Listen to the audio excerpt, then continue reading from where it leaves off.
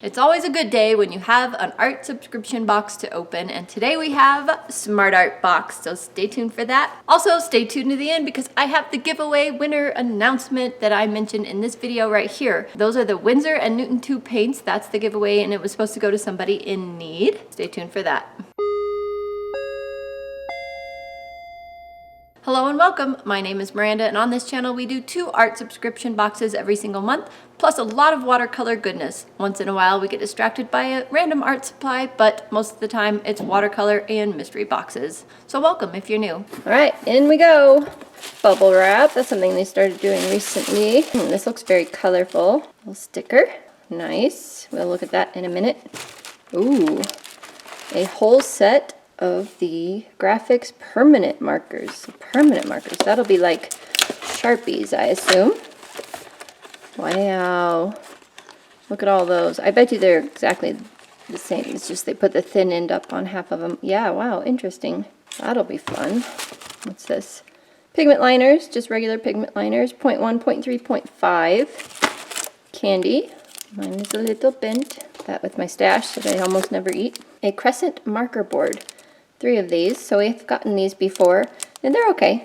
I'm not super thrilled with them, but they're okay. And a lettering board. This is new. I haven't tried this. 3 of those. And, wow, an entire set of sketch pencils. Special design for artists in all of these sizes here. That is a huge selection of pencils. Let's see what it says about them. Made of high-quality wood and sharpened smoothly. The leads in the pencil is fully bonded to the wood to prevent breakage. Our brochure. Here's some history of markers, project tools, and it did say here that they are ground graphite and clay for those pencils that we were just looking at. Project, which is what you get uniquely with Smart Art Box. 2 projects. One's a regular one and one's a skills challenge guide for using your supplies. So they give you a little art lesson, and that's kind of cool. Project pointers, and then the prompts for receiving your Peacock points, which is their rewards program where you can get money off towards future boxes, or if you save up your rewards you can get an entire free box, which I do quite often. It's really nice. The donut, crystal, pattern, and seahorse. That sounds fun. I can't wait to try these out. I really like markers. Markers are fun. Figure we might as well start out with a little swatching. That way we can feel what the markers feel like, as well as what the markers on the marker board and the lettering board feels like. They felt exactly the same, by the way. And the colors are not really matching their tips at all. Some of them do, most of them don't. But having the little guide to help me in my drawing later was really, really beneficial. And here's where I tried the lettering board. It felt exactly the same. They look the same. They've got to be the same. I don't know. I don't really like these crescent boards. And while I do love Smart Art, I do not really enjoy pencils. So I decided not to even open these, even though this is a huge selection that any pencil artist would be so happy to have. I just don't enjoy drawing with pencils. I like painting instead. I also decided to keep the pigment liners unopened, as I do have some of those sizes. I have the 0.1 in Spectrum Noir and the other sizes in other brands.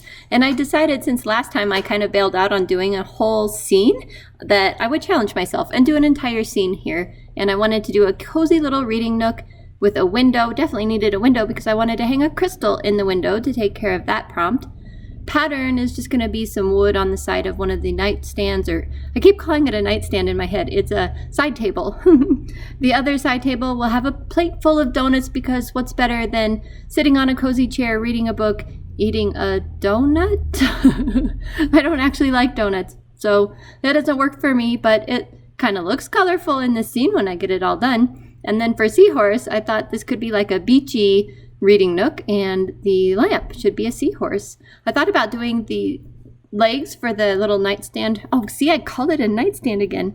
I meant the legs for the little side table holding the donuts. I thought about making those seahorses as well, but I thought that might be a little bit overkill. So we're going to keep it with this. And did you happen to know that transferring a drawing, and then doing markers on top of a drawing takes a very, very, very long time?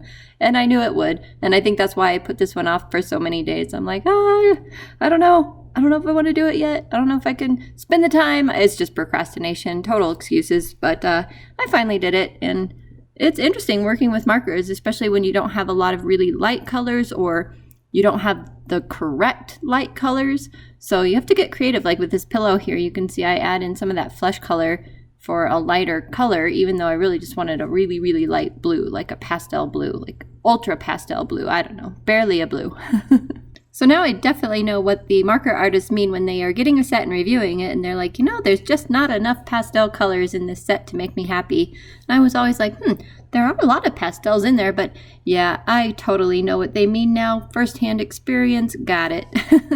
And I also know why a lot of professional marker artists like Jazza ends up with hundreds and hundreds of markers, because you need all the different colors to do all the things. Because here I was trying to do that book, for example, and I didn't have a lot of good colors. I only had the 2 browns, and I thought that book would be really nice if it had some tan colors on it, or just some more interesting colors. I don't know. It just felt like I didn't have the right colors to do what I wanted to do with everything in this little drawing, even though I have 24 colors, and guess what? Jazza does stuff amazing with just 12. So what is my problem? I don't know. I couldn't tell you. But I do feel like my piece ended up a little bit more monochromatic than I might have wanted, just because I didn't have a lot of pastel colors and I didn't want this to be very bright because of the mood I wanted to set. Well, I think I'm done. If not, I'm done for now. We'll just say that. We have donut, crystal, seahorse, and then for pattern, I was thinking maybe this wood pattern on the side of this little cabinet, or it could be the pattern in the crystal. There could be many things I guess you could put here for a pattern. So I maybe dropped the ball just a little bit on the prompt pattern, but I feel that it could be represented in here. It was kind of fun doing a scene, challenging as usual, and you know, there's some things that aren't perfect, but I think it's good for now. What do you guys think? This Smart Art box was very interesting. This black one is the only one that was really hard to get off at first, and it's not too bad now. So that's good. I always get that one off when I go to pull it off. So this double-ended thing is really handy for lining and whatnot, but you have to be real careful where you pull the caps off. So joy, joy.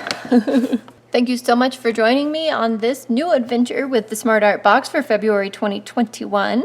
I hope you had fun. I sure did. I will be putting these markers in my stash. The fine liners, I'm not going to open these. I have so many. I'll put them in the giveaway. I already told you I'll be putting this in the giveaway. I don't like these crescent boards. I think these markers would definitely showcase a lot better on Bristol board, something like that. So I've used these crescent boards now several times, and yeah, they're not my favorite. I don't think they're that awesome. If you want to look into getting your own Smart Art box, there will be a link down below in the description box, and you can get 10% off. All right, we'll see you in the next video. Bye for now. Well, that was Smart Art. I realized in that summary there, I don't think that I mentioned anything about the markers themselves. These puppies here. They seem good. The tips are very stiff, I guess you could say, so definitely kind of like a Sharpie if you're used to those, and I'm excited to use them some more. Having the fine tip on that one end was really handy, and all was good, so I'm going to keep them around. I need a container to put them in now because I don't like keeping them in the box. They'll be added to my ever-growing list of supplies, so it's time to get rid of some, I think. And now, the moment you've all been waiting for, results of the giveaway for the Winsor & Tube Paints palette and a few other miscellaneous things. Let's see what happens.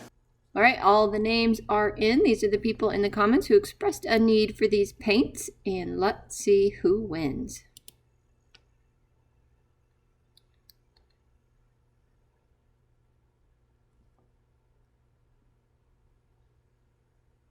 Belinda Watson. Woohoo! Congratulations, Belinda. I will be contacting her in the comments of the original video this was first mentioned in, and she has 4 days to respond. If I don't hear from her, then we will do another drawing for the next person. See you guys in the next video. Bye for now. Hello and welcome. Hello. It's always very end of the video. I will be announcing the giveaway winner video that I will link up here for you. Oops, left. Shoot. Mentioned in the video. Dang it all. Also, hello cat. Subject of the giveaway in this video. God dang it. Wait a minute, what's that? Oh, that's my light leg thing.